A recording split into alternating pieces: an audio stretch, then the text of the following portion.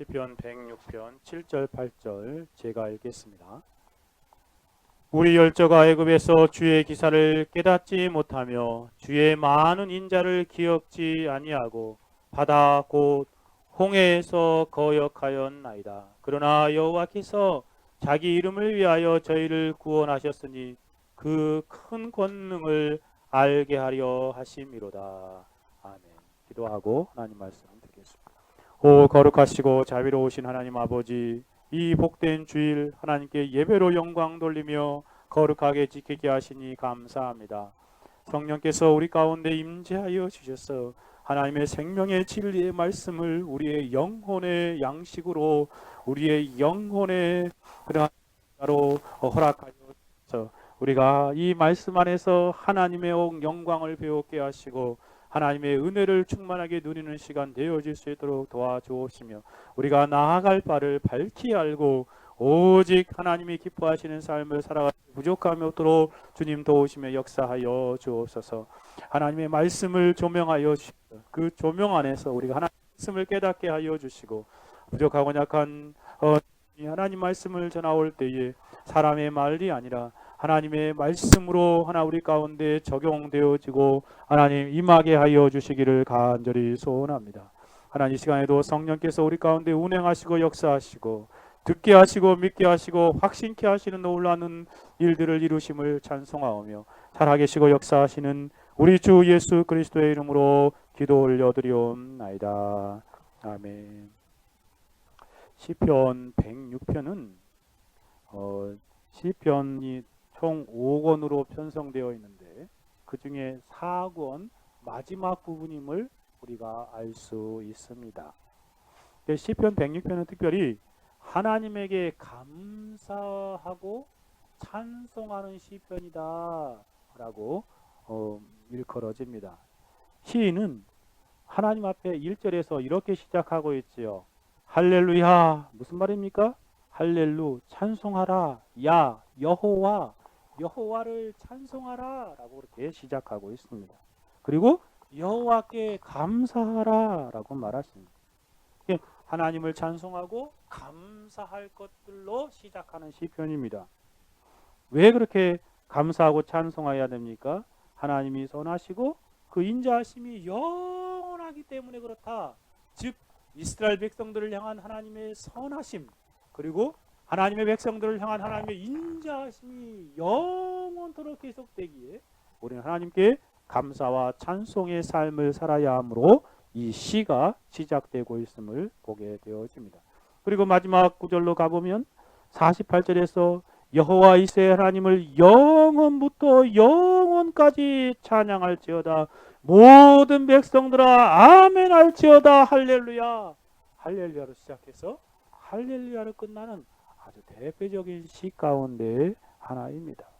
그냥 우리의 일평생 동안 하나님의 인자하심과 선하심을 경험하기에 찬양할 뿐만 아니라 우리가 영원토록 하나님만을 찬송하는 삶을 살아가야 할 것을 우리에게 권면하고 있는 것입니다. 실제로 성도는 그렇게 하나님을 찬송으로 시작하고 하나님을 찬송으로 마치는 삶을 매일매일 살아갈 뿐만 아니라 영원을 잇대어 그렇게 하나님을 찬양하는 삶으로 살아가는 사람임을 보여주고 있는 대표적인 시라 하겠습니다. 그리고 중간 부분에서는 하나님께서 이스라엘 백성들의 어떠한 선을 베푸셨는지, 어떠한 인자하심을 베푸셨는지를 길게 역사적인 그 사건들을 기록하면서 서술을 하고 있습니다. 이스라엘 백성들을 향한 하나님의 놀라운 섭리와 구원의 역사들을 기록하고 있지요. 그것들을 생각해 볼 때에 우리는 하나님 앞에 찬송과 존귀와 영광을, 감사를 올려드리지 않을 수 없다는 것입니다. 그렇지 않습니까? 이스라엘 백성들만 그럴까요? 우리를 향하신 하나님의 놀라운 섭리의 역사들을 생각해 볼 때에도 하나님께 감사와 찬송과 존귀와 영광을 올려드리기에 합당한 삶을 살아야 하겠습니다. 이러한 전체 시편에 흐르고 있는 핵심적인 그러한 진리와 교리를 오늘 7절, 8절을 좀 더 자세히 살펴보면서 생각해 보기를 원합니다. 7절, 8절을 보니 한 문장으로 표현해 보면 거역하던 백성을 주권적으로 구원하신 하나님, 그 하나님의 그 구원의 목적을 아는 사람들은 오직 그 구원의 목적에 합당한 대로 하나님의 이름을 찬송하는 삶을 살아간다는 교리를 생각해 보기를 원합니다. 즉 하나님의 구원의 이유와 목적을 아는 신자들이 어떠한 삶을 살아야 하는지 오늘 본문에 잘 표현해 주고 있다는 것입니다. 하나님의 주권적인 구원, 그 구원의 목적을 아는 신자는 오직 하나님의 이름의 영광을 위해서 살아가는 자들임을 7절과 8절에서 우리에게 가르쳐 주고 있습니다. 저는 설교를 시작하면서 먼저 이러한 질문으로 여러분에게 도전해 보기를 원합니다. 여러분, 하나님께서 저와 여러분을 구원하여 주셨는데 그 구원의 이유와 목적이 무엇입니까? 여러분은 하나님이 우리를 구원하신 이유와 목적을 잘 알고 있습니까? 하나님께서 왜 구원하여 주신 것입니까? 왜 세상 가운데서 저 밖에 있는 사람들처럼 영원한 멸망 가운데 살아가도록 내버려 두지 아니하시고 구원하신 것입니까? 하나님의 구원은 하나님의 주권적인 특별한 섭리로 이루어진 것이 확실합니다. 값없이 전적인 은혜로 저와 여러분들을 구원해 주신 것이죠. 예수 그리스도의 십자가의 구속과 대속으로 인하여 구원하여 주셨습니다. 삼위일체 하나님의 경이로운 경륜적인 구원의 역사로 말미암아 우리를 놀랍게 주권적으로 구원하신 것입니다. 이런 하나님의 놀라운 구원은 하나님의 놀라운 은혜의 선물입니다. 하나님의 무조건적으로 주어진 것이죠. 쉽게 말해서 공짜로 값없이 주어진 은혜이다라는 말입니다. 그러나 이러한 하나님의 놀라운 은혜인 구원이 공짜로 값없이 거저 주어진 것이지만 그 안에는 하나님의 계획과 하나님의 목적이 없었던 것이 아님을 알아야 합니다. 하나님께서 우리를 구원하실 때 아무런 계획과 아무런 목적 없이 하신 것이 아니라는 말입니다. 하나님의 크신 구원은 무계획적이거나 무목적적인 것이 아니라는 말입니다. 하나님께서 여러분을 구원하실 때 한 사람 한 사람 구원으로 부르시고 놀라운 영광스러운 구원을 받게 하신 것은 아무런 계획 없이 행하신 일이 아니요 아무런 목적이 없이 하신 일도 아니라는 말입니다. 한번 생각해 보십시오. 우리가 어떤 사람에게 선물을 준다고 생각해 봅시다. 선물을 줄 때 우리는 그 안에 그 선물 안에는 주는 사람의 마음이 담겨 있음을 알게 되지요. 선물을 고르면서 그 선물이 그 사람에게 적당한지 그리고 그 사람에게 어떻게 쓰일지를 생각하고 고려하는 것을 보게 됩니다. 그리고 그 선물이 본래의 가치대로 사용되기를 원하는 마음으로 그것들을 주는 것입니다. 그러하듯 하나님께서 구원이란 놀라운 은혜의 선물 우리에게 베풀어 주실 때에도 그 안에 하나님의 마음이 담겨 있습니다. 하나님의 뜻이 담겨 있습니다. 하나님의 계획이 담겨 있는 것입니다. 그것은 놀라운 은혜에 대한 합당한 삶을 살게 하려는 하나님의 의도와 목적이 있는 것이죠. 그러면 하나님께서 왜 저와 여러분을 구원하신 것입니까? 하나님께서 독생자 예수 그리스도를 십자가에 내어주시는 그 엄청난 희생을 치르시면서까지로 저와 여러분을 구원하셨는데 그 놀라운 구원을 베풀으신 이유와 목적이 무엇입니까? 오늘 본문 7절 8절은 하나님의 구원의 이유와 목적이 무엇인지를 너무나 명확하게 가르쳐 주고 있습니다. 시인은 홍해에서 있었던 이스라엘 백성들의 패역한 모습을 설명하면서 그럼에도 불구하고 하나님께서 전적인 은혜로 그들을 구원하셨는데 그렇게 하신 분명한 이유와 목적과 의도가 무엇이었는지를 잘 가르쳐 줍니다. 7절 8절 다시 한번 읽어볼까요? 같이 한번 읽어봅시다. 시작. 우리 열조가 애굽에서 주의 기사를 깨닫지 못하며 주의 많은 인자를 기억지 아니하고 바다 곧 홍해에서 거역하였도다. 그러나 여호와께서 자기 이름을 위하여 저희를 구원하셨으니 그 큰 권능을 알게 하려 하심이로다 라고 표현하고 있습니다. 마찬가지로 신자들이 하나님의 놀라운 구원하심을 받은 것도 동일한 목적이요 이유임을 알게 됩니다. 실제로 보니까 이스라엘 백성들이 하나님의 그 주의 기사를 깨닫지 못할 때에 홍해에서 하나님을 거역하는 모습을 표현해 주고 있지요. 신자들이 이러한 하나님의 구원하심의 의도와 목적을 잘 아는 것은 참으로 중요합니다. 왜냐하면 이스라엘 백성들이 바르게 알지 못할 때에 하나님을 거역하는 삶을 살았기 때문에 그렇습니다. 하나님의 영광에 합당한 삶을 살아가지 못했기 때문에 그렇습니다. 실제 이스라엘 백성들이 거역하는 모습과 그 이유가 분명하지 않습니까? 이스라엘 백성들이 이러한 모습을 보인 것은 한마디로 하나님의 구원의 이유와 목적을 바로 알지 못함, 그들이 하나님을 거역하는 죄악을 범했다라고 말하는 것입니다. 그리고 8절에서는 하나님께서 그럼에도 불구하고 그들을 구원하신 그 하나님의 모습을 가르쳐 주면서 하나님께서 그렇게 그들을 거역하는 그들을 구원하시는 목적과 이유가 무엇인지도 가르쳐 주고 있습니다. 그것은 바로 자기 이름을 위하여 라고 설명하고 있습니다. 하나님의 이름을 위하여라는 말은 하나님의 영광을 위해서 하나님이 그렇게 하신 것이다 라는 말입니다. 그럼 본문을 차례대로 한번 고찰해 봅시다. 첫 번째로 생각해 볼 수 있는 그러한 진리는 하나님의 구원의 이유와 목적을 알지 못하면 하나님을 거역하는 삶을 살게 된다는 말씀입니다. 하나님께서 구원하여 주셨음에도 불구하고 왜 구원하였는지, 그 구원의 목적이 무엇인지 알지 못하면 필연적인 삶이 나타나게 되는데, 그것이 무엇이냐면 하나님을 거역한다는 것입니다.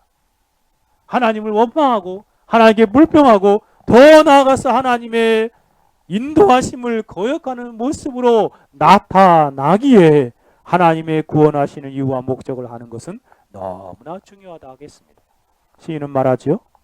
7절에서 우리 열조가 애굽에서 주의 기사를 깨닫지 못하며 주의 많은 인자를 기억지 아니하고 바다 곧 홍해에서 거역하였나이다. 시인은 자신들의 조상들이 홍해에서 거역하였다라고 말합니다.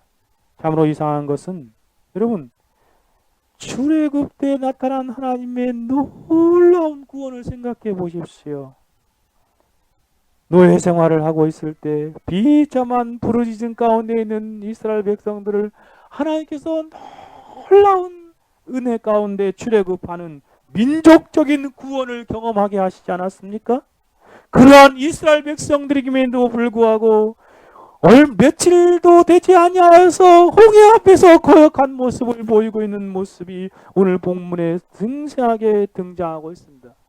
겨우 며칠 전에 하나님이 출애굽하는 민족적인 구원의 큰 영광을 보여주셔서 출애굽하게 하셨는데 홍해 앞에 이르러서 거역했다는 말입니다.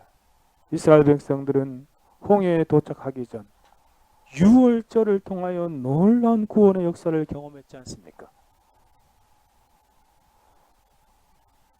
바로 왕이 가지 못하도록 막으니까 하나님께서 10가지 재앙을 통하여 그들을 마지막 재앙 가운데 그들을 구원해 내으셨습니다. 뿐만 아니라 그들이 애굽을 빠져나올 때 민족적인 그 구원의 놀라운 해방을 경험하며 빠져나올 때 그들이 그냥 빈손으로 나오지 않았습니다. 공수로 나오지 아니하고 애굽인들에게 요구하는 대로 모든 은금 폐물을 다 얻어가지고 큰 감격 가운데 출발했음을 우리는 보게 되어집니다. 그들이 나오면서 애굽인들이 막 부자들이 가고 있는 모든 것들을 다 달라고 그러면 그들이 그냥 줬습니다. 그리고 모든 은금 폐물을 다 이끌고 가지고 나온 것을 보게 됩니다. 그런데 안타까운 것은 그러한 놀라운 은혜를 금방 잊어버리고 하나님을 홍해 앞에서 거역하고 있습니다. 하나님 앞에서 불순종하고 원망하고 불평하며 반항하는 모습이죠. 단순히 한번 그렇게 해본 것이 아닙니다. 아주 강력한 의지로 거역하였다라고 말합니다. 곧 홍해에서 거역하였나이다 라고 표현하는 것을 보십시오. 실제로 출애굽기를 가보면 이스라엘 백성들이 홍해 앞에서 어떠한 모습을 보여주고 있는지를 볼 수 있습니다. 출애굽기 14장 10절입니다. 바로가 가까이 올 때에 이스라엘 자손이 눈을 들어본즉 애굽 사람이 자기 뒤에 미친지라. 이스라엘 자손이 심히 두려워하여 여호와께 부르짖고 그들이 또 모세에게 이르되 애굽에 매장지가 없어서 당신이 우리를 이끌어내어 이 광야에서 죽게 하느냐 라고 모세에게 원망합니다. 어찌하여 당신이 우리에게 애굽에서 이끌어내어 이같이 우리에게 하느냐? 왜 그렇습니까? 앞에는 홍해요, 뒤에는 바로의 군대가 쳐들어오고 있습니다. 그런 여기서 다 죽을 줄 알고 그렇게 원망하고 거역하는 모습입니다. 우리가 애굽에서 당신에게 고한 말이 이것이 아니뇨? 이르기를 우리를 버려두라. 우리가 애굽 사람을 섬길 것이라 하지 아니하였더냐? 애굽 사람을 섬기는 것이 여기 광야에서 죽는 것보다 더 낫겠노라 하고 그렇게 외치고 있습니다. 여러분, 어떻게 이렇게 하나님을 거역하고 불순종하며 반역할 수 있단 말입니까? 그래서 저희들이 그 민족적인 대출애굽의 큰 구원을 경험하기는 했습니까? 그 놀라운 출애굽의 순간에 그들의 감격과 그들의 놀라운 은혜들은 다 잊어버리고 돌변하여서 하나님을 거역하고 있습니다. 이들이 왜 이렇게 하나님을 거역하는 것일까요? 여러 가지 이유를 생각해 볼 수 있겠죠. 하나님의 큰 구원을 받았음에도 불구하고 왜 하나님께 원망함을 표하고 또 거역하는 모습이 나타난 것입니까? 많은 이유가 있겠지요. 하지만 저는 오늘 본문에서 시인이 알려주는 이유를 생각해 보고자 합니다. 시인은 이스라엘 백성들이 그렇게 하고 있는 이유를 오늘 본문에서 분명히 7절에서 가르쳐주고 있습니다.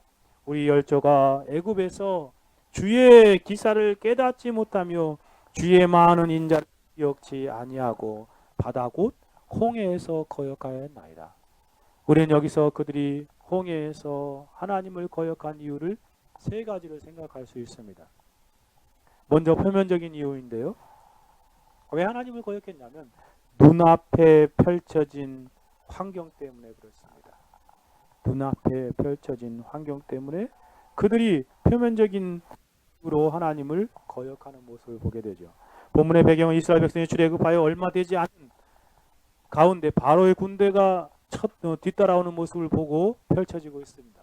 그리고 앞에 홍해가 가로막혀 있고 홍해를 하여 앞으로 가지도 못하고 추격하는 애국 군대를 하여 뒤로 가지도 못하는 상황 가운데 있는 모습이죠. 진퇴양난의 상황 가운데에서 그들이 이렇게 하고 있습니다. 여러분, 오늘날 성도들이 하나님을 거역하고 반역하고 불순종하는 표면적인 일을 살펴봐도 동일하지 않습니까? 평탄하고 순탄하고 모든 일이 다 잘 될 때는 기뻐하고 즐거워합니다. 그러다 갑자기 찾아오는 어려움, 고난, 그런 환경 가운데 처하게 되면 하나님을 거역합니다. 하나님에게 불순종하고 반역하기도 하는 모습이 나타납니다. 여러분의 모습은 어떠합니까? 혹시 환경 때문에 하나님을 자주 거역하고 불순종하시지 않습니까? 물론 인정합니다. 여러분이 그러한 환경에 처하게 된 것이 여러분의 잘못이 아닐 수도 있습니다. 여러분의 책임이 아닐 수도 있습니다. 또 인생의 풍랑은 참으로 괴롭고 힘든 것임을 압니다. 그러나 여러분, 그러한 환경에 처하여 환경 때문에 하나님을 원망하고 거역하고 불순종하는 것은 신자의 구원 얻은 신자의 합당한 반응이 아닙니다. 우리는 본문의 이스라엘 백성들이 하루도 안 되어서 경험하게 되는 놀라운 영적인 은혜를 알고 있지 않습니까? 홍해가 갈라지고 그 가운데로 새롭게 열린 마른 땅을 통하여 구원을 얻게 되는 큰 구원이 그들 앞에 있음을 우리는 압니다. 사실 출애굽기를 읽다 보면 하나님께서 의도적으로 홍해로 향하는 길로 이스라엘 백성들을 인도하신 것을 알 수 있습니다. 하나님의 크신 역사를 이루시고자 자신의 영광을 드러내고자 그렇게 하신 것입니다.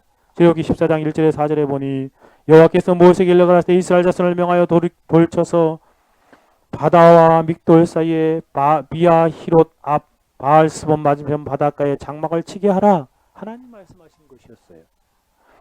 바로가 이스라엘 자손에 대하여 말하기를 그들이 그 땅에 아득하게 광야에 갇힌 바 되었다 할지라 내가 바로의 마음을 강팍케 한즉 바로가 그들의 뒤를 따르리니 내가 그와 같이 온 군대를 나 영광을 얻어 애굽 사람으로 나를 여호와인 줄 알게 하리라 하심에 무리가 그대로 행하니라. 하나님께서 의도적으로 그 홍해 길로 인도하셨고 거기에 진을 치게 하셨던 것입니다. 믿음의 사람 모세는 이런 하나님의 말씀과 그 말씀의 의도를 잘 알고 있었습니다. 그래서 그는 앞으로 갈 수 없는, 뒤로 물러갈 수도 없는 그 진퇴양난의 순간에도 하나님이 그렇게 하셨다면, 하나님이 그렇게 인도하셨다면 거기에 하나님의 의도가 있음을 알고 하나님을 원망하거나 거역하지 않았습니다. 믿음의 사람 모세는 어떻게 합니까? 밤새도록 하나님을 향하여 기도하고 하나님의 응답을 기다리고 있죠. 결국 새벽녘에 동풍이 불어오면서 홍해의 기적을 경험하게 됩니다. 만일 이스라엘 백성들이 모세처럼 환경이 아니라 하나님을 생각했더라면, 구원의 하나님을 생각했더라면, 이러한 상황 가운데 직면하게 섭리 가운데 인도하신 하나님을 생각했더라면 그들은 그런 환경 가운데서도 원망하고 거역하지 않았을 것입니다. 원망하고 거역하고 불평하기보다는 그 상황을 허락하신 하나님을 바라보았을 것입니다. 하나님 왜 우리를 이러한 상황에 직면하게 하셨는가? 왜 우리를 이곳으로 인도하셨는가? 하나님을 바라보고 하나님을 향하여 기도함으로 더 놀라운 은혜와 하나님의 은총을 경험하였을 것입니다. 그러므로 사랑하는 여러분, 어려운 환경 가운데 있습니까? 도저히 어떻게 해야 할지 모르는 극심한 상황에 직면하게 되십니까? 그 가운데서도 불평이나 원망의 입을 막으십시오. 거역과 불순종으로부터 마음을 든든히 지키십시오. 모세처럼 그러한 환경 가운데서도 하나님을 바라보십시다. 그 가운데로 인도하신 하나님을 생각하십시다.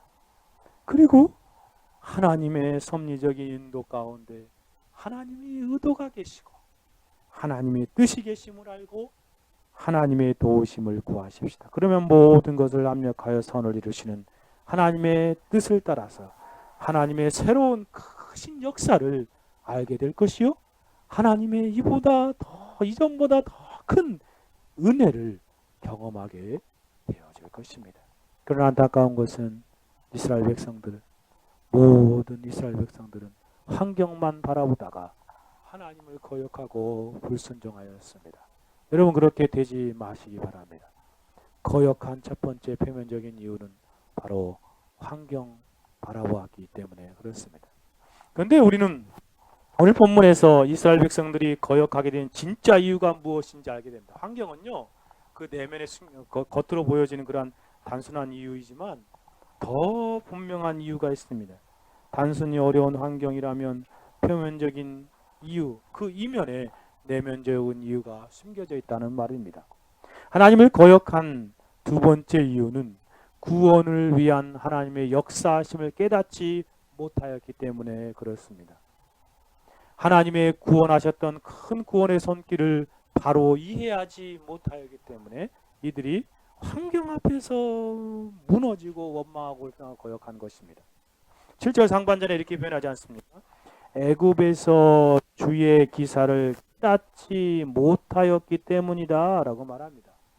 하나님께서 행하신, 애굽에서 행하신 그 주의 기사, 그 기이한 일들을 깨닫지 못했기 때문에 그렇게 그들이 거역하였다는 것입니다. 주의 기사란 복수형으로 기록되어 있습니다.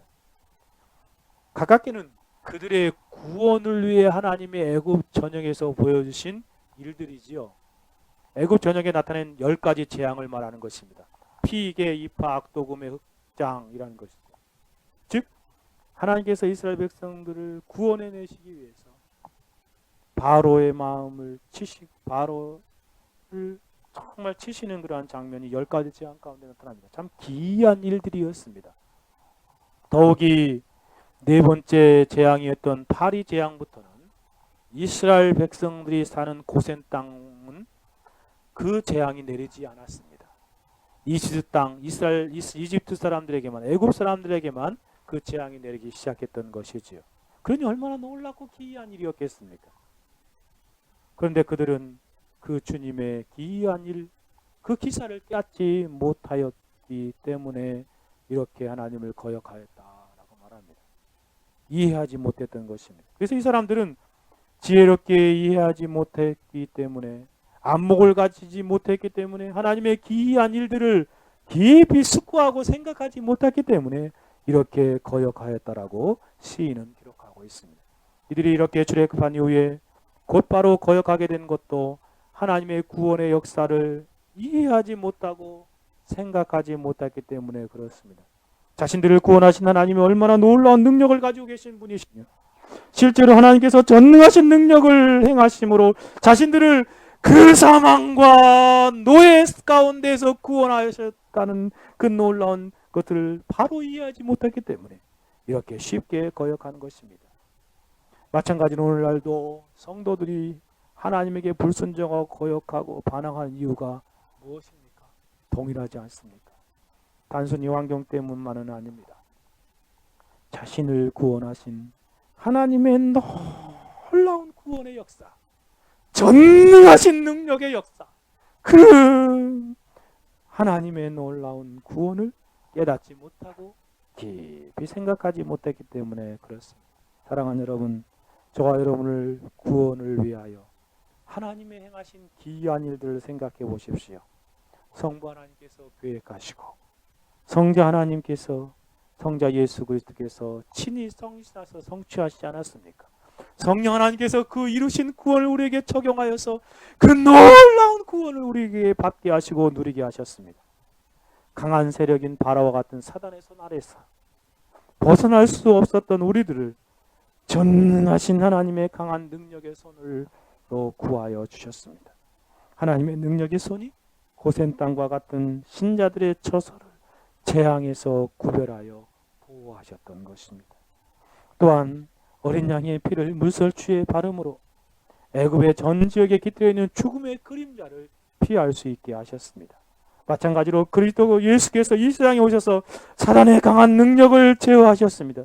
친히 자신이 세상 죄를 지고 저와 여러분의 죄를 지고 가는 어린 양이 되어 주셔서 십자가에서 죽으심으로 저와 여러분의 모든 죄들을 다 대속하시고 구속하셨습니다. 그곳에 사단의 권세를 파하시고 사단의 머리를 깨뜨리심으로 하나님의 놀라운 구원을 이루셨습니다. 그리고 이 구원을 성령을 통하여 저와 여러분이 믿게 되고 얻게 하셨습니다. 실제적으로 영적인 완전히 죽어있는 자들에게 이 구원을 성령께서 적용하심으로 새 생명을 불어넣어 주셔서 살아나게 하셨습니다. 새로운 창조의 역사를 이루신 것이죠. 이와 같이 삼위 하나님의 구원의 역사를 깨닫지 못하면 조그만 일이 생기면 금방 원망하고 불평하고 하나님을 거역하는 것입니다. 하나님의 교회 구원의 성취 적용을 통하여 삼위 하나님께서 우리를 구원하셨니 놀라운 사실, 전능하신 하나님께서 자신의 모든 능력을 우리 구원을 위해서 총동원하신 것입니다. 우리 죽어있는 생명을 살리기 위해서 하나님께서 놀라운 능력을 다 동원하셔서 우리를 살리시고 구원하신 것입니다. 저와 여러분의 큰 구원을 이루신 것입니다. 여러분, 하나님께서 이렇게 큰 구원을 이루셨다는 진리는 참으로 저와 여러분이 잘 알고 깨닫고 있습니까?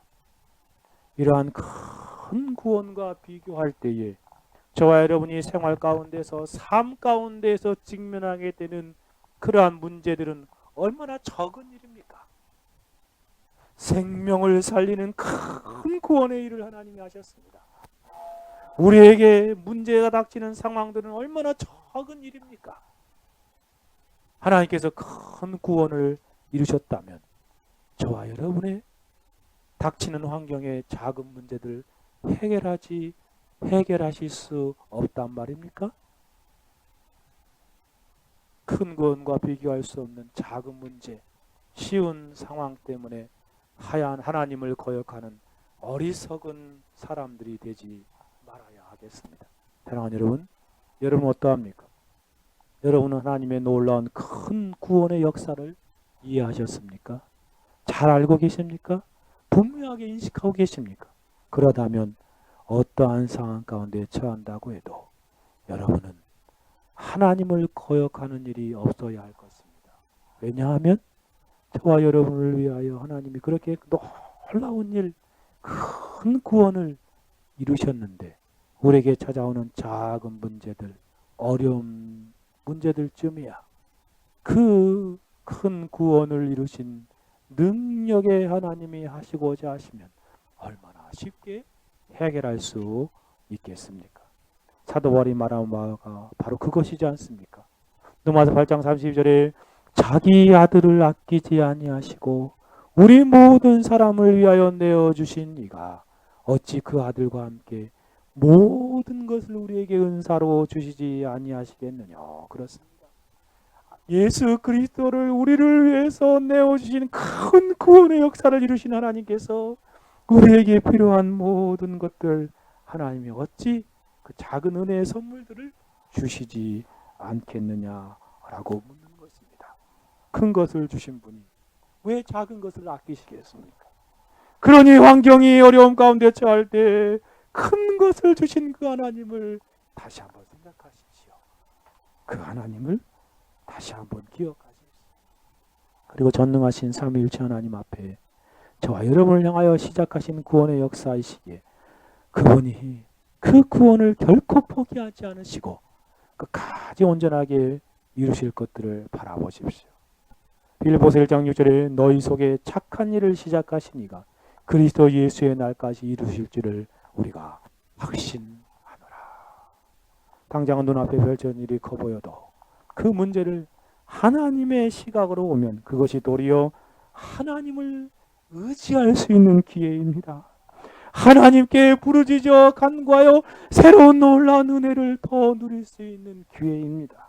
그러므로 환경을 인하여 어려움으로 인하여 불평이나 원망이나 거역하는 것이 아니라 도리어 더욱 하나님을 가까이 하여 하나님께 구하십시오. 환난 날에 나를 부르라. 내가 너를 건지리니 내가 나를 영화롭게 하리라. 우리에게 찾아오는 환난과 어려움들, 문제들은 하나님을 부를 기회입니다.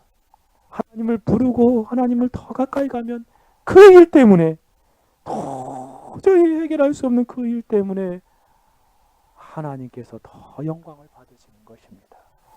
그러므로 어려움을 인하여 도리어 욕과 같이 주신 자도 여호와시요 취하신 자도 여호와시요 여호와만 찬송을 받기에 합당하다라고 고백하는 삶을 살아야 할 것이고 주의 이름을 위하여 능욕을 받는 제자들이 그것 때문에 더 기뻐하고 즐거웠던 것처럼 그렇게 하나님을 기뻐하며 즐거워하며 살아가야 하는 것입니다. 우리에게 찾아오는 모든 문제들, 우리에게 큰 구원을 이루신 그 하나님을 깊이 생각하며 그것도 능히 해결하신 하나님을 바라보며 거역이나 원망이나 불평이 아니라 도리어 즐거워하고 기뻐하는 가운데 하나님을 의지하는 저와 여러분이 되어야 하겠습니다. 거역하는 세 번째 이유를 생각해 봅시다. 세 번째 이유는 구원에 나타난 하나님의 많은 인자하심을 기억지 못했기 때문이라고 시인은 말합니다. 특별히 하나님의 구원의 동기인 인자하심, 그 하나님의 사랑을 기억지 못했기 때문에 그들이 홍해 앞에서 불평하고 원망하고 거역했다는 것입니다. 시인은 7절 하반절에 이렇게 말하지 않습니까? 주의 많은 인자를 기억지 아니하고. 여러분 참 우리나라 성경이 재밌게 번역됐죠. 주의 기사를 깨닫지 못하며, 깨닫는 것은 못했다고 말했어요.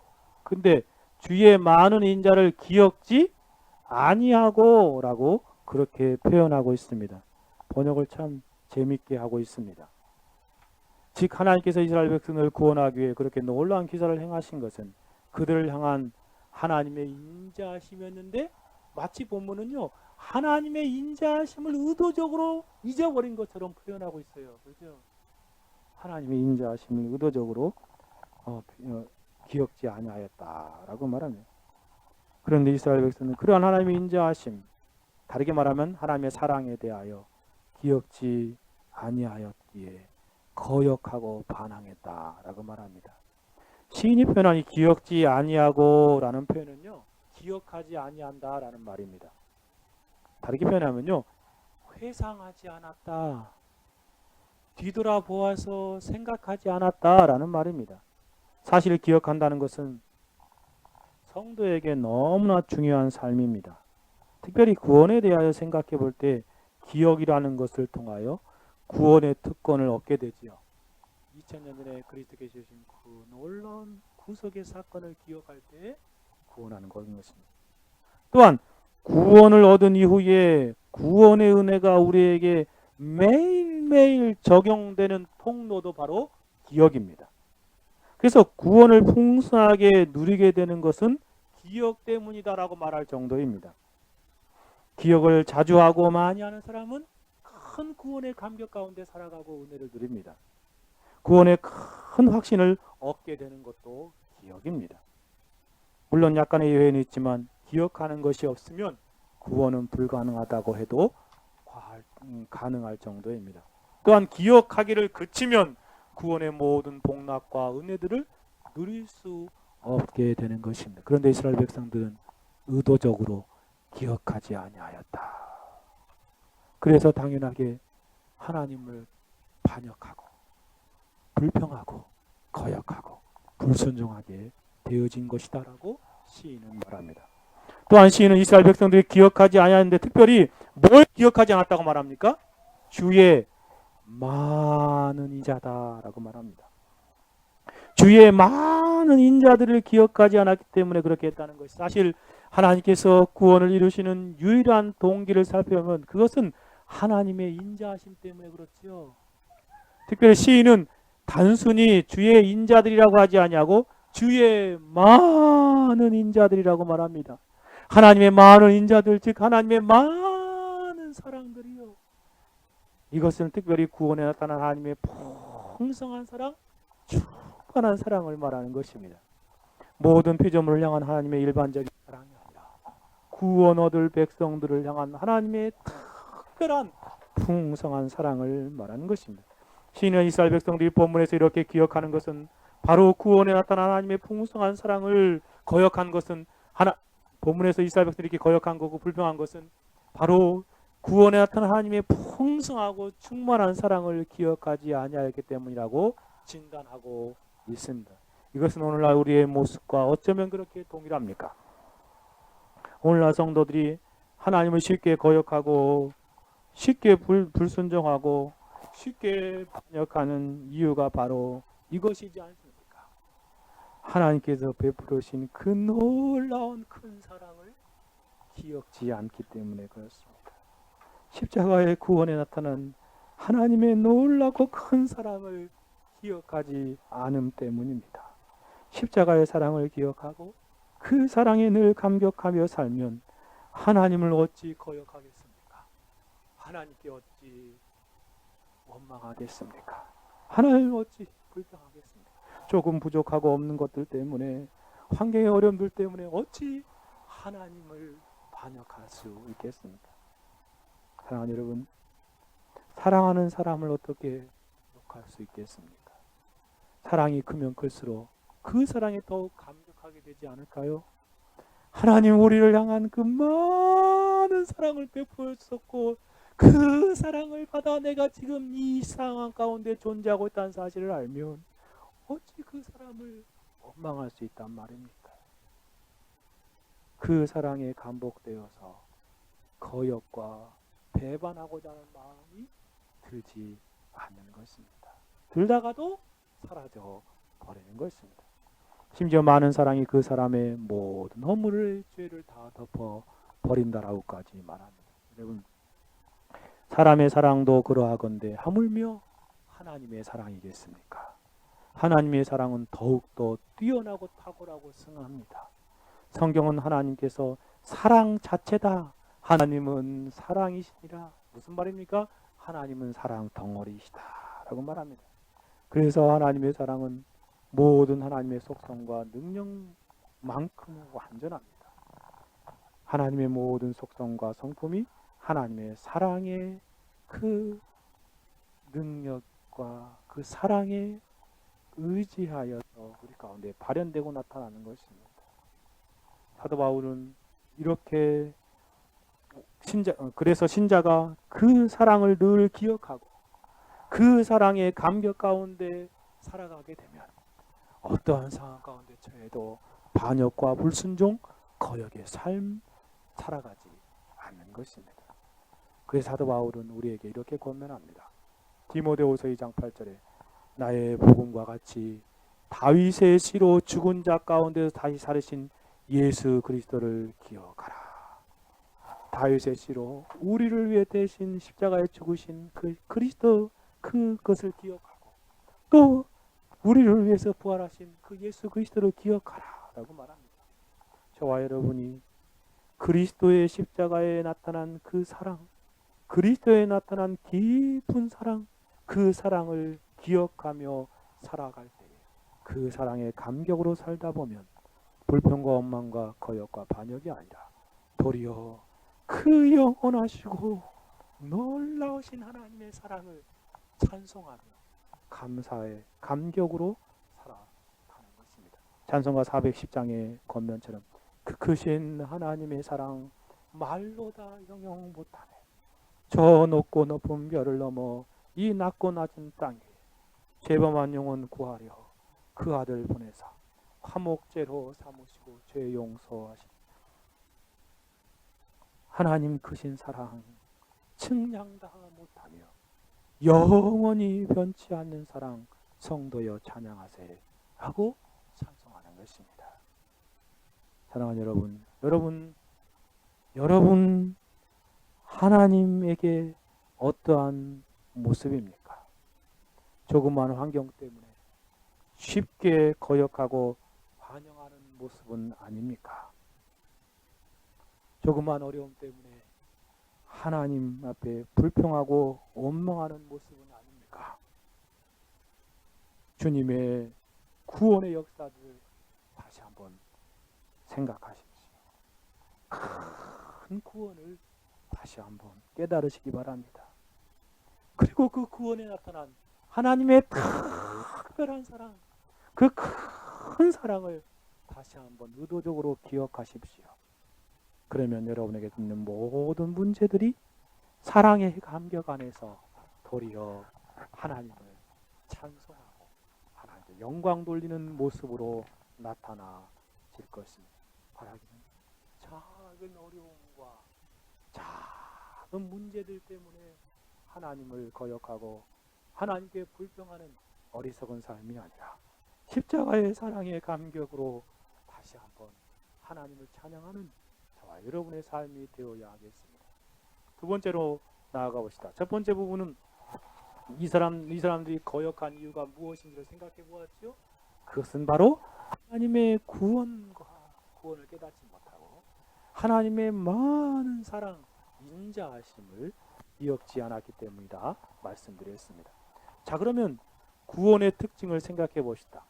8절을 통해서 나타난 구원의 특징은 구세주이신 그리스도의 주권적인 역사임을 우리는 보게 되어집니다. 8절 말씀 다시 한번 읽어볼까요?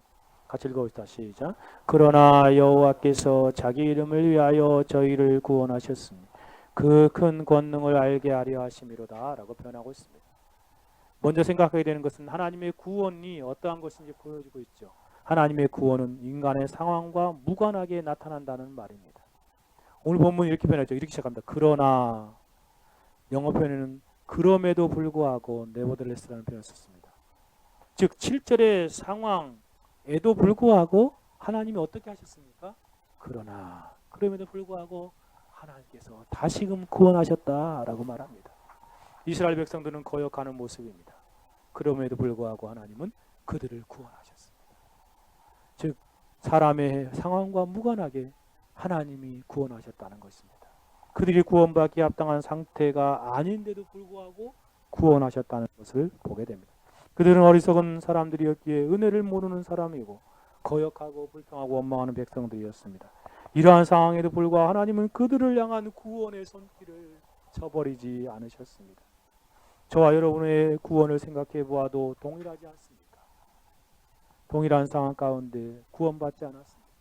구원받기 전에 항상 하나님을 반역하고 하나님 앞에 죄악된 모습으로 살아가는 모습이었습니다. 왜 그렇게 패역한지요? 왜 이렇게 반복적으로 계속 죄에서 벗어나지 못하는지요? 하나님을 등지고 살아가고 하나님이 싫어하고 미워하시는 일들만을 애써 행하려는 모습으로 살아갔지 않습니까? 죄 아래서 태어나서 죄를 즐기며 죄 안에서 살았습니다. 근데 하나님께서 어떻게 구원하셨습니까? 전적인 은혜로 구원하지 않았습니까? 로마서 5장 8절에 보니 우리가 아직 죄인 되었을 때 그리스도께서 우리를 위하여 죽으심으로 하나님께서 우리에게 대한 자기의 사랑을 확증하셨느니라. 우리가 의롭게 살고 우리가 바르게 살 때가 아니었습니다. 여전히 죄인임에도 불구하고 그리스도께서 우리를 위하여 죽으시는 십자가에 우리 대신 죽으심으로 하나님의 사랑을 우리 가운데 확증적으로 보여주셨습니다. 우리를 구원하신 것입니다. 고린도서 1장 26절에서도 형제들아 너희의 부르심을 보라. 육체를 따라 지혜 있는 자가 많지 아니하며 능한 자가 많지 아니 물모 좋은 자가 많지 아니하도다. 그러나 하나님께서 세상에 미련한 것들을 택하사 지혜 있는 자를 부끄럽게 하려 하시고 세상에 약한 것들을 택하사 강한 것들을 부끄럽게 하려 하시며 저와 이름을 부르실 때 약함에도 불구하고 죄를 부르셨어요. 미련함에도 불구하고 미련하게 계속 반복하며 그렇게 악한 일을 행하는 것이에요. 참으로 하나님께서는 그럼에도 불구하고 우리를 구원하셨습니다. 우리의 상황과 무관하게 우리를 구원하시는 하나님의 구원의 모습을 보게 됩니다. 더 나아가서 하나님의 구원은 구세주이신 하나님의 주권적인 역사임을 보게 되지 않습니까? 우리 아사강의 뭐가 그러나 구원이며 또 구세주신 하나님의 주권적인 역사로 구원하셨습니다. 본문에 이렇게 말합니다. 그러나 여호와께서 구원하셨으니 라고 말합니다. 구원은 삼위일체 하나님의 단독적인 역사하심입니다. 특히 여기서 여호와라고 말하는 것은 삼위일체 하나님 모두에 해당되는 표현입니다. 스펄전이 이 점을 이렇게 설명합니다. 여호와를 구세주라는 말로 전제하면서 삼위일체 하나님으로 적용하며 이렇게 설명합니다. 여러분에게 구세주라고 말씀하실 때에는 이 말씀 속에 삼위일체가 포함되어 있습니다. 즉 하나의 이름 아래 세 사람의 구세주가 되시는 성부, 성자, 성령이 있음을 기억하시기 바랍니다. 여러분께서는 성부이신 아버지를 떠나서 성자 즉 아들에 의해서 구원될 수 없습니다. 더욱이 성령 없이는 아버지와 아들에 의해서 구원받지 못합니다. 이들이 창조의 역사에서 함께 하셨듯이 우리를 구원을 위해서 함께 역사하시는 것입니다. 구원의 행하심에 있어서도 성부, 성자, 성령 하나님께서 함께 역사하신 것입니다. 라고 표현하고 그렇습니다. 여호와께서 구원하셨다는 말은 삼위일체 하나님께서 함께 우리를 구원하셨다는 말입니다. 사도 바울은 구원이 삼위일체 하나님의 경륜적인 사역임을 에베소 1장에서 잘 가르쳐주고 있지 않습니까? 이와 같이 구원은 삼위일체 하나님의 주권적인 역사입니다. 이 말은 인간의 어떠한 노력으로도 공로로도 구원 얻을 수 없고 그것들이 개입될 수 없다는 의미입니다. 물론 이것은 칭의적 측면에서의 구원을 말하는 것입니다. 그러나 성화적인 측면의 구원도 하나님의 절대적인 주권에 근거하여 그렇게 이루어지는 것임을 우리는 알 수 있습니다. 이러한 하나님의 구원을 생각해 볼 때 합당한 그런 주권적인 하나님의 구원을 생각할 때 우리는 어떠한 반응을 보여야 하겠습니까? 바로 찬송할 수밖에 없지 않습니다. 전적인 구원을 찬송할 수밖에 없습니다. 주권적인 구원을 찬송할 수밖에 없습니다. 구원의 하나님을 자랑하고 높일 수밖에 없는 것이죠. 찬송가 403장의 표현은 나 위하여 십자가에 중한 고통 받으사 대신 지은 주 예수의 사랑하신 은혜요 보배로운 피를 흘려 영영 죽을 죄에서 구속함을 얻은 우리 어찌 찬양하날까 라고 하나님을 높여드리는 삶을 살아가야겠습니다. 8절에서 발견되는 것처럼 하나님의 구원적인 특징은 구세주이신 그리스도의 주권적인 역사. 누구라고요? 삼위일체 하나님을 다 포함된다는 말입니다. 그 주권적인 역사로 구원을 얻은 것입니다. 저와 여러분이 여전히 죄인임에도 불구하고 하나님께서 구원하신 것입니다. 마지막 세 번째로 가봅시다. 세 번째로 하나님의 구원의 목적과 이유를 살펴봅시다. 한마디로 말하자면 하나님의 영광을 드러내기 위함이며 동시에 하나님의 영광을 위하여 살게 하려고 하나님께서 구원하셨다는 것입니다. 제가 처음에 설교를 시작하면서 왜 하나님 우리를 구원하셨는가? 구원의 목적이 무엇인가를 말씀드렸습니다. 그 구원의 목적은 바로 오늘 8절에서 설명하고 있습니다. 한번 읽어볼까요? 그러나 여호와께서 자기 이름을 위하여 저희를 구원하셨으니 뭐라고요? 자기 이름을 위하여 저희를 구원하셨다라고 표현하고 있습니다. 여기서 알게 되는 구원의 목적은 하나님 자신을 위한 이유와 목적 때문에 구원하셨다는 것입니다. 바로 하나님의 이름을 위한 것이었습니다. 여러분, 하나님께서 여러분을 구원하신 이유와 목적이 무엇인지 아십니까? 하나님 왜 구원하셨을까요? 저들은 그렇게 생각합니다. 우리를 천국 가게 하려고 하나님이 구원하셨습니다. 맞습니까? 맞습니다. 장차 그것이 이루어질 것입니다. 그러나 가만히 생각해 보십시오. 천국 가게 하기 위해서 구원하신 것이라면 지금 왜 살아있는 것입니까? 구원을 딱 하신 다음에 어떻게 해야 돼요? 바로 죽어야죠. 천국 가는 거 아니에요? 그렇죠? 그러니 단순히 천국 가게 하기 위해서 구원하신 것이 아닙니다. 구원 즉시로 천국으로 옮겨야 하지 않습니까? 하나님이 그리스도 예수를 보내시어 우리를 영원한 죄에서 영원히 구원하시 주신 목적이 대체 무엇입니까? 구원의 유일한 주 목적은 하나님의 이름을 위한 것입니다. 하나님의 영광을 위한 것이라는 말이죠. 시인이 구원의 이유와 목적이 무엇인지 말합니다. 여호와께서 자기 이름을 위하여 구원하셨다. 하나님께 저와 여러분을 구원하는 목적은 바로 본래 창조의 목적인 하나님의 이름의 영광을 위한 것이었습니다. 바로 하나님의 영광을 위한 것이죠. 조나단 에드워드가 천지창조의 목적이라는 책에서 이렇게 설명하지 않습니까?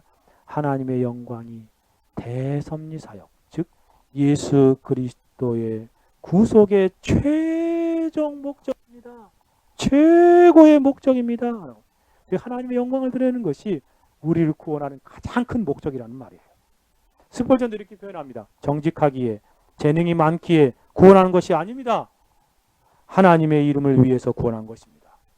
하나님의 이름은 그분의 개인의 이름입니다. 그분의 속성이요, 그분의 본질이요, 그분의 이름을 위하여 하나님의 바로 그분의 속성을 위하여 하나님께서 사람을 구원하셨습니다.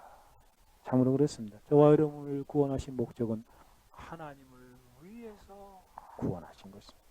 성경 구원이 하나님의 영광을 위한 것임을 명확히 말합니다.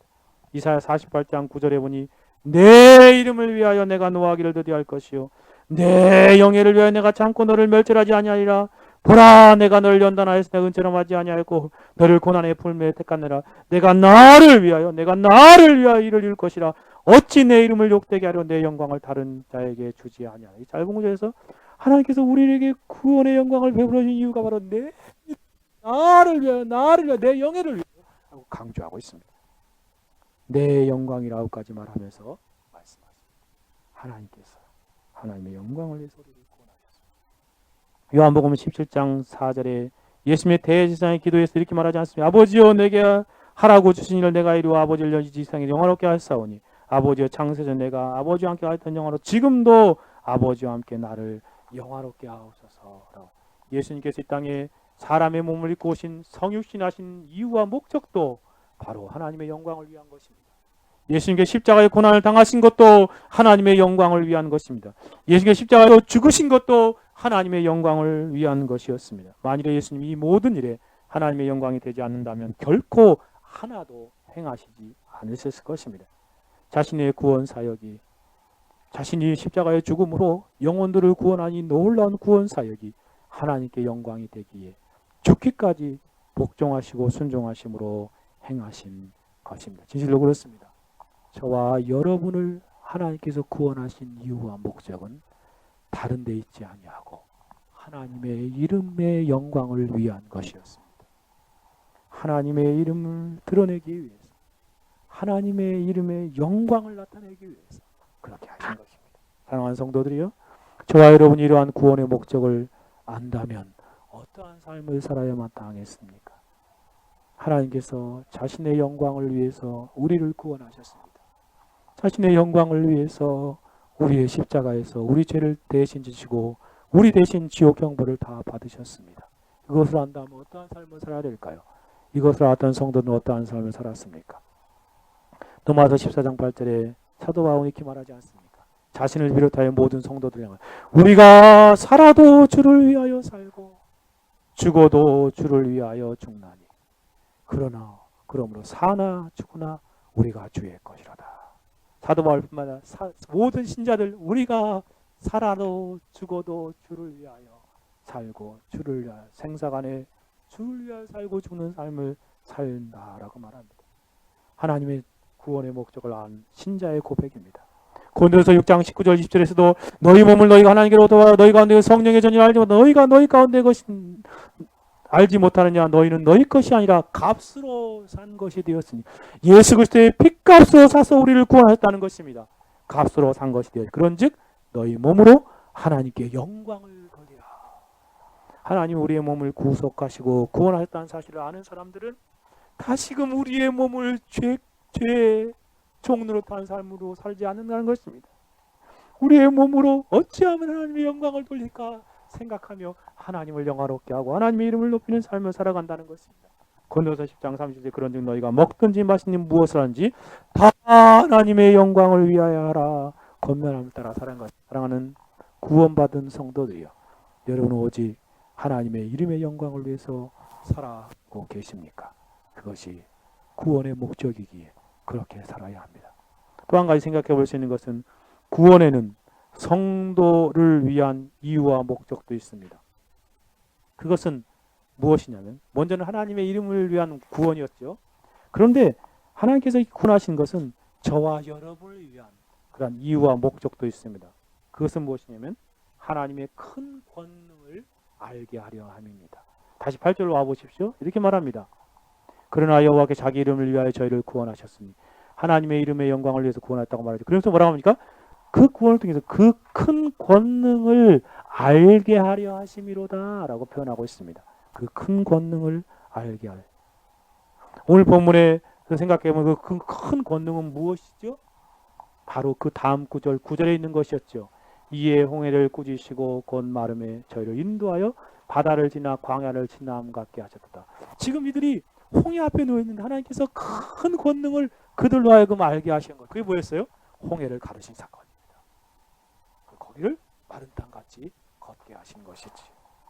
바로 이스라엘 백성들을 향한 하나님께서 큰 구원을 이루신 이유와 목적이 무엇이었냐면 하나님의 큰 권능을 알게 하려는 것입니다. 쉽게 말해서 하나님의 권능을 알게 하려 합니다. 하나님이 누구이신지를 알게 하려 하는 것이었습니다. 하나님을 아는 지식을 가지게 하시려고 그렇게 구원하신 것입니다. 사실 요한복음 17장에서 말한 것처럼 하나님을 경험적으로 영적으로 아는 것이 영생이요 구원이지 않습니까? 영생은 하나님을 알게 되는 것이요 점점 더 풍성하게 알아가는 것입니다. 구원을 받기 전에 하나님 알고 싶어도 알 수 없어. 그런데 구원을 받은 순간에 하나님을 알게 되는 하나님이 큰 권능을 가지신 분이시구나 라는 사실을 알게 됩니다. 그리고 평생을 걸쳐서 하나님과 친밀한 교제를 누리면서 하나님 알아갑니다. 천국에 가서도 큰 영광 가운데 영원토록 하나님을 알아가면서 완전한 영광을 누리게 되어집니다. 천국의 복락의 핵심은 하나님을 온전히 아는 것입니다. 그 하나님을 영원토록 찬양하는 것이죠. 이러한 구원의 목적을 아는 신자는 어떠한 삶을 살아야 마땅하겠습니까? 우리의 모든 노력을 기울여서 하나님의 큰 권능을 아는 일에 힘써야 마땅할 것입니다. 성경의 권면처럼 그러므로 우리가 여호와를 알자, 힘써 여호와를 알자라고 말한 것처럼 그렇게 하나님을 알아갑시다. 나는 인애를 원하고 제사를 원치 아니하며 번제보다 하나님을 아는 것을 원하노라 주님 말씀하시지 않습니까? 하나님을 아는 지식에서 자라기를 위해서 힘쓰시다.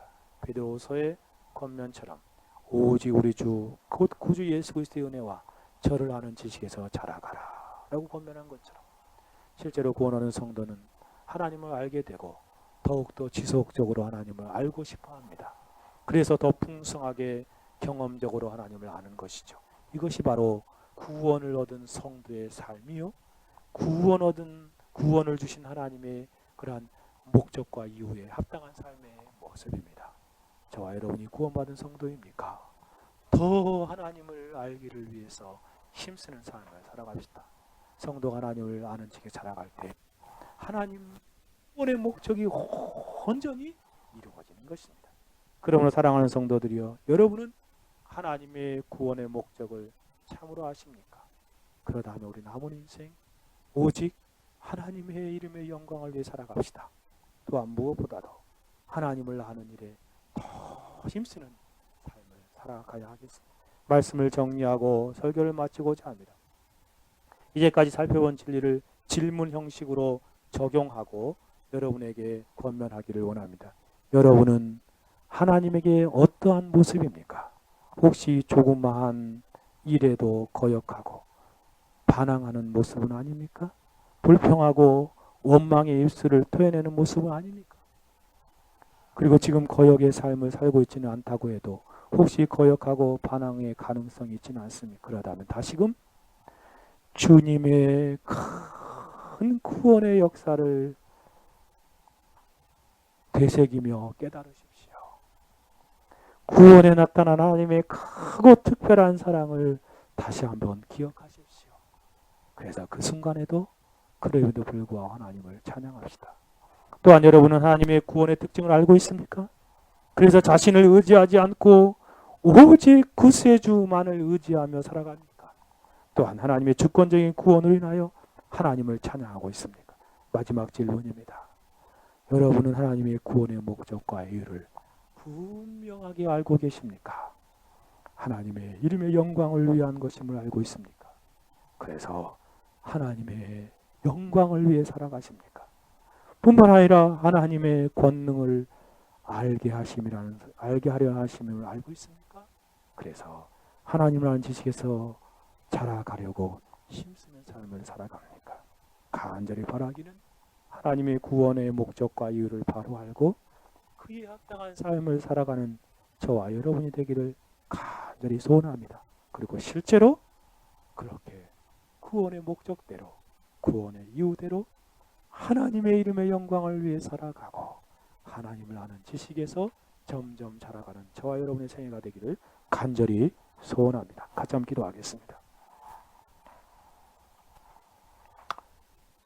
들은 말씀 생각하며 기도합시다. 혹시 우리도 쉽게 원망하고 불평하고 거역하는 삶을 살았다면 회개합시다. 그리고 하나님의 큰 구원과 사랑을 생각하며 다시 한번 하나님을 찬양합시다. 그리고 하나님의 구원의 특징을 우리가 알았다면 구세주를 더 의지하며 하나님을 찬양하며 살아갑시다. 그리고 구원의 목적과 이유를 분명하게 알려주시지 않습니까? 우리 하나님의 영광을 위해 사십시다. 하나님을 아는 지식에서 살아가기려고 힘쓰십시다. 같이 함께 기도하겠습니다. 거룩하시고 자비로우신 하나님 아버지 감사합니다. 하나님, 홍해 앞에서 이스라엘 백성들이 불평하고 원망하며 거역하는 모습이 왜 그렇게 낯설지 않은지요. 하나님, 우리의 모습이 거기에 투영되어 있음을 볼 때 하나님 회개합니다. 하나님, 세상 살아갈 때에 하나님의 큰 구원과 크고 특별한 사랑을 자주 잊어버리고 불평하고 원망할 때가 많았음을 회개합니다. 주님, 용서해 주십시오. 다시금 하나님의 큰 구원과 큰 사랑을 생각하며 불평의 입술과 원망의 입술을 접고 도리어 하나님을 의지하며 하나님을 찬양하는 삶을 살아가는, 하나님께 감사하는 삶을 살아가는, 하나님을 때문에 능욕받고 고통당하는 것들을 즐거워하며 기뻐하는 삶을 살아가는 그런 바른 반응의 삶을 살아갈 수 있도록 주님 도와주십시오. 하나님, 우리를 향한 하나님의 구원의 놀라운 특징을 보게, 그럼에도 불구하고 우리를 또 구원하여 주시고 또 구원하여 주시고 또 은혜 주시고 또 은혜 주시는 하나님의 역사들을 생각할 때, 오 하나님, 그 주권적인 구세주의 구원의 놀라운 영광, 그 영광을 우리가 날마다 노래하며 그 의지하며 찬양하며 살아가게 하여 주옵소서. 또한 하나님 아버지, 우리를 구원하신 목적과 이유가 하나님의 이름을 위한 것임을 알 때에 남은 생에 오직 하나님의 이름의 영광만을 위해 살아가는 인생이 되게 하여 주시옵소서. 또 그 큰 권능을 알게 하려고 우리를 구속하셨사오니 오 하나님, 우리가 하나님을 아는 지식에서 날마다 자라갈 수 있도록 도와 하나님, 그 하나님의 사랑의 깊이와 넓이와 높이와 길이를 측량하여 알게 하시고 하나님의 영광, 하나님 아는 지식에서 날마다 자라갈 수 있는 인생들이 되어서 우리를 향한 구원의 목적이 이루어지게 하여 주옵소서. 감사합니다. 홀로 영광 받으시옵소서. 예수 그리스도의 이름으로 기도 올려드리옵나이다.